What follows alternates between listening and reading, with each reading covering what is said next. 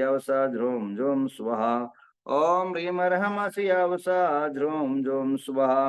ओम ह्रीम अर्हमस यावसा ध्रुम झुम स्वाहा। ओम ह्रीम अर्हमस यावसा ध्रुम झुम स्वाहा। आइए, इस गणधर मंत्र जो है अद्भुत मंत्र है। गणधर परमेष्टि का यह मंत्र, जो कभी आपके जीवन के अंदर ऐसे कोई प्रसंग आते हैं बहुत सारे, जब आपके एक साल के लिए कुछ वस्तु खरीदना पड़ता है और साल की वस्तु जो है वह आप यह मंत्र बोल करके निश्चित रूपेण उसके अंदर 4 दाने डालिए, चाहे वह चावल का हो, चाहे लवंग का हो, चाहे वो कुछ भी वस्तु आप, वो जो धान्य का है उस धान्य की वस्तु भी उसके अंदर शामिल कर लीजिए। देखिए, आपके अंदर प्रभु गणधर की कृपा बरसेगी और प्रभु प्रभु गणधर की जो है लब्धि जो है, रिद्धि जो है, उसका प्रभाव ऐसा रहेगा, जिस धान्य को आपने संग्रह किया है वो धान्य आपको कभी कमी नहीं पड़ेगा।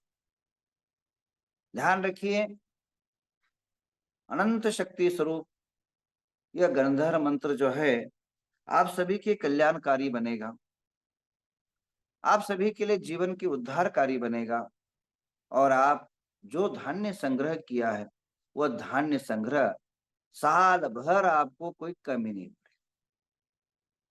और ध्यान रखिए, हम लोग साधु बनकर के आपके आश्रय से जीते हैं। कोई भी साधु, चाहे छोटा हो चाहे बड़ा हो, बड़ा से बड़ा हो या छोटा से छोटा हो, कोई भी साधु जो है श्रावक के बिना जी नहीं सकता। और क्योंकि साधु की हर चर्या जो है श्रावकाश्रित है, चाहे वह आहार बनाना हो, चाहे विहार करना हो, चाहे वह ज्ञानार्जन करना हो, उसके लिए पुस्तक की आदि आवश्यकता होती है। तो ये सभी जो है, जितने भी अधिकतम चर्या है, अब केस क्लोज करना है, राग चाहिए तो कहां से आएगा? श्रावक देगा तो आएगा ना। अगर आपको विहार कराना है तो साधु को जो है आश्रय किसका चाहिए? श्रावक का ही है ना। और कहीं रखना है, कहीं विहार में रखना है तो कहीं घर किसका, आश्रय किसका चाहिए? श्रावक।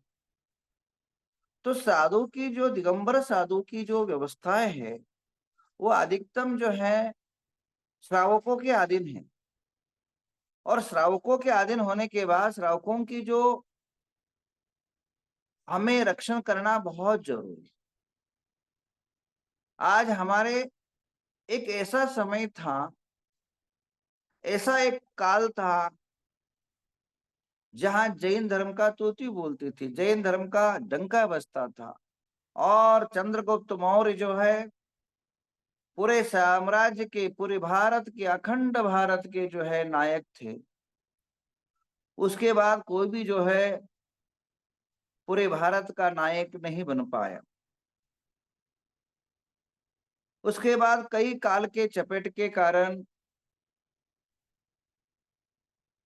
कई जो है आक्रमण होने के कारण, कई संतों के, अन्य धर्मियों के उपद्रव के कारण हमारा समाज समाप्ति की ओर चला।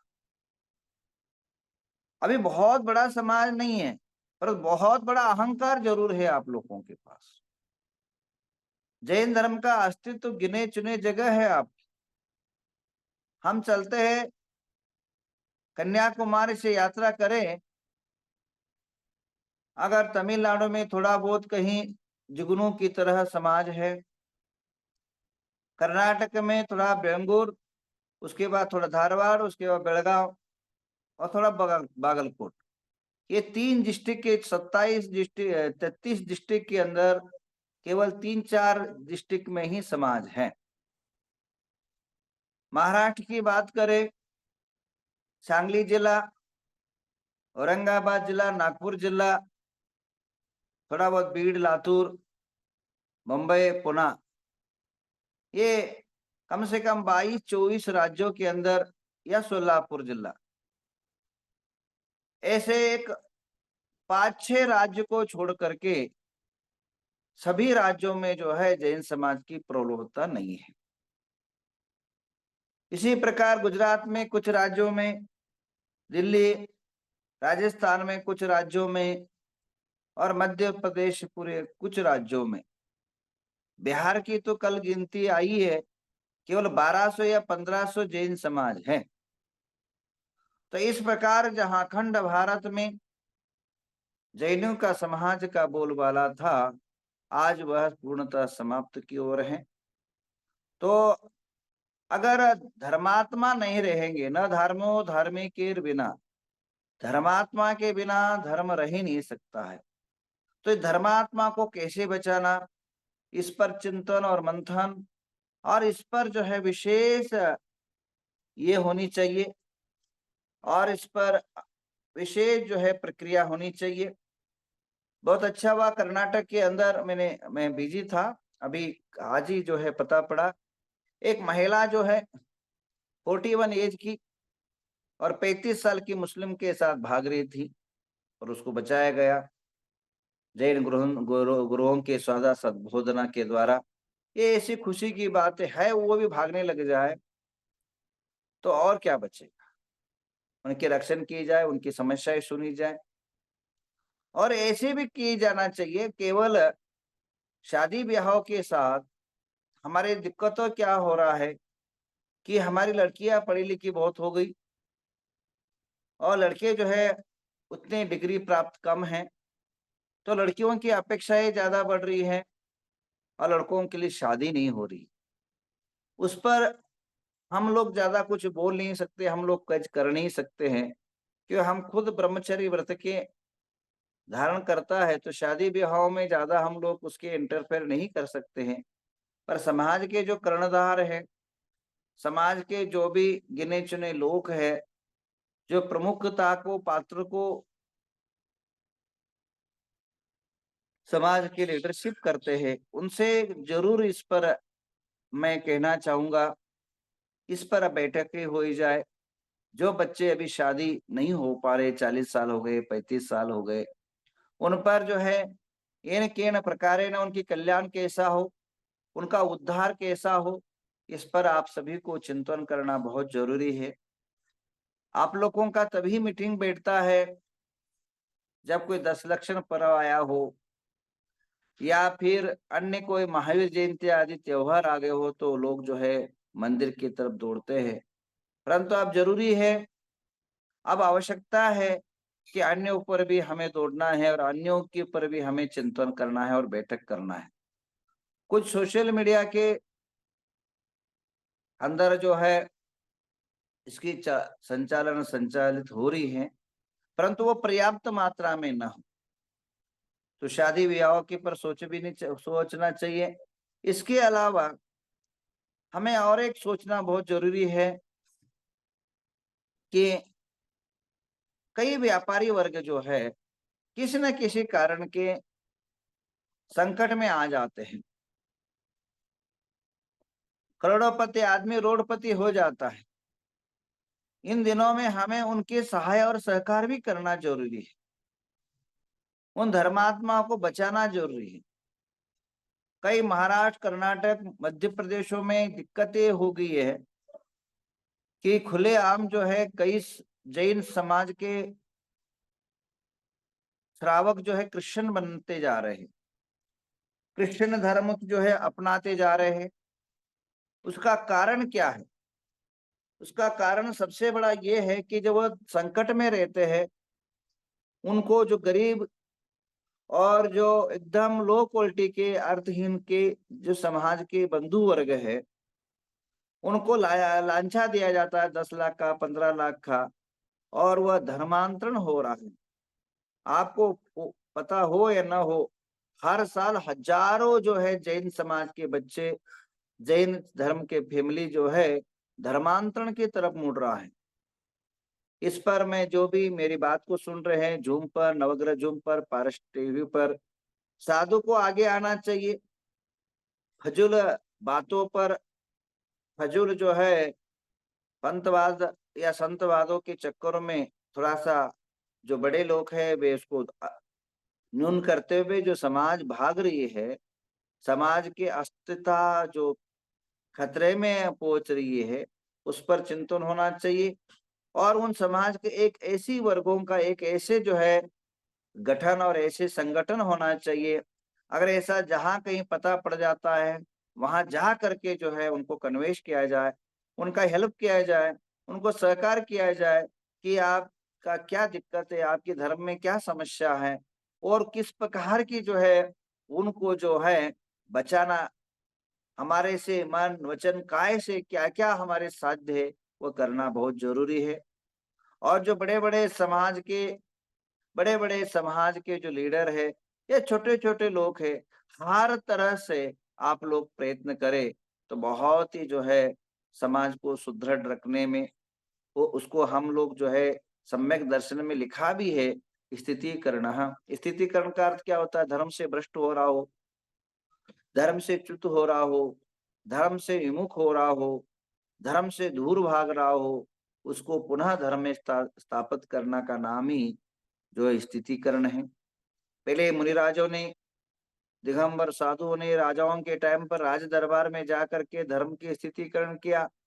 आज आम समाज जो है, जो समाज से ही विन्मुख हो रही है और एक बहुत बड़ी लॉबी है अन्य धर्मों की, चाहे वो मुस्लिम हो, चाहे क्रिश्चियन हो। इन लोगों का बहुत बड़ा एक आंदोलन है कि अन्य धर्मों को अपने धर्म में पहुंचाना। परंतु हमें परसों यहाँ पिछले साल बम्बई की बात है, माँ धर्मात्मा है, मीडियम फैमिली से है, पर एक ही बेटा है, वो मुस्लिम हो गया। माँ 10 लक्षण में पूजा करती है और रमजान में वो नमाज पढ़ता है। ऐसी स्थिति पैदा हो रही बम्बई की घटनाएं। ऐसे कम से कम मेरे पास 5-6 घटनाएं ऐसी मेरे नजरों में आई है, जो दुख होता है, खेद होता है, मन के अंदर आकुलताएं होती है कि क्या आया भगवान, जो जिन शासन जिससे कर्मों का नाश होकर के मुक्ति को प्राप्त होने में सामर्थ्यवंत धर्म है, जो रिद्धि सिद्धि और समृद्धि देने में अनंत शक्ति संपन्न है, और हम जिन शासन की महिमा को न समझते हुए, जिन धर्म की जो ताकत और सामर्थ्य को न समझते हुए और कुछ मोल्ला और कुछ पंडितों के चक्करों में आकर के जो है आदमी धर्म से मुख होकर के जिस मंदिरों में सदियों से जो है परमात्मा अरहंत का नाम जपा हो, जिस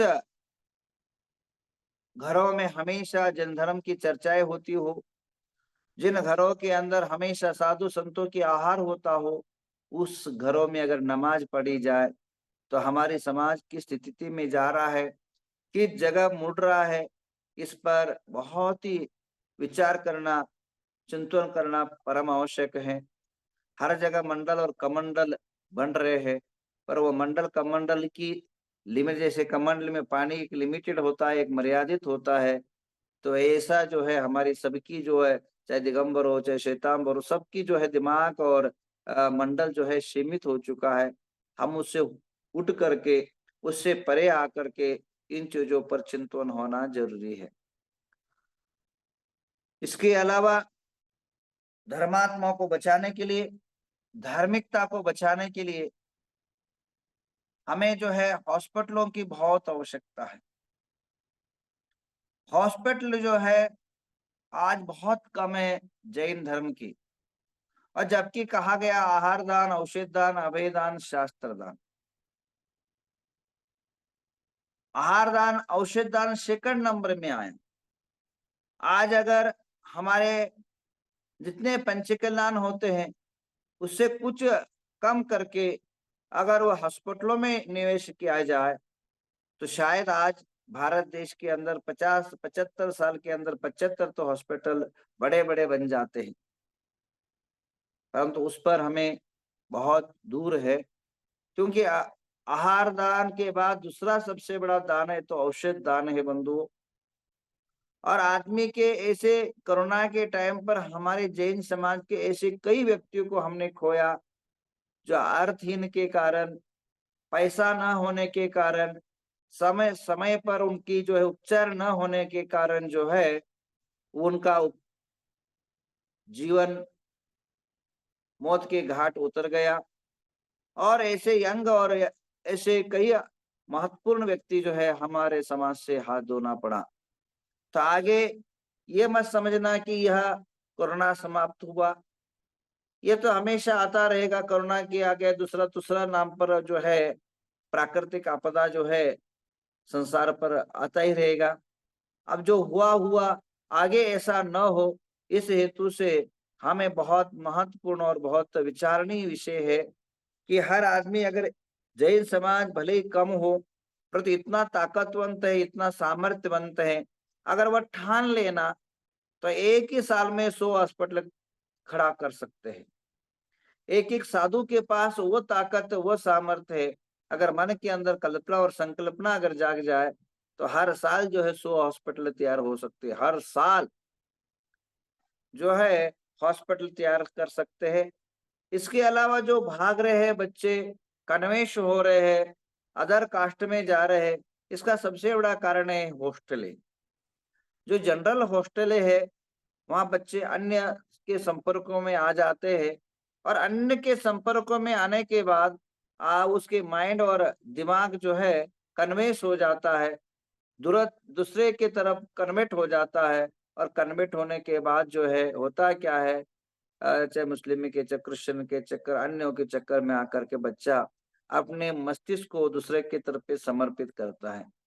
तो इसके लिए रोकथाम के लिए, और जो गरीब गौर बच्चे हैं बड़े बड़े सिटियों में सीखना चाहते, मेगा सिटी है जैसे बम्बई है, पुणे है, नागपुर है, दिल्ली है, कलकत्ता है, बेंगलुरु है, मध्य प्रदेश भोपाल है, राजस्थान में जयपुर है, ऐसे जो में गुजरात में जो है गांधीनगर आदि है।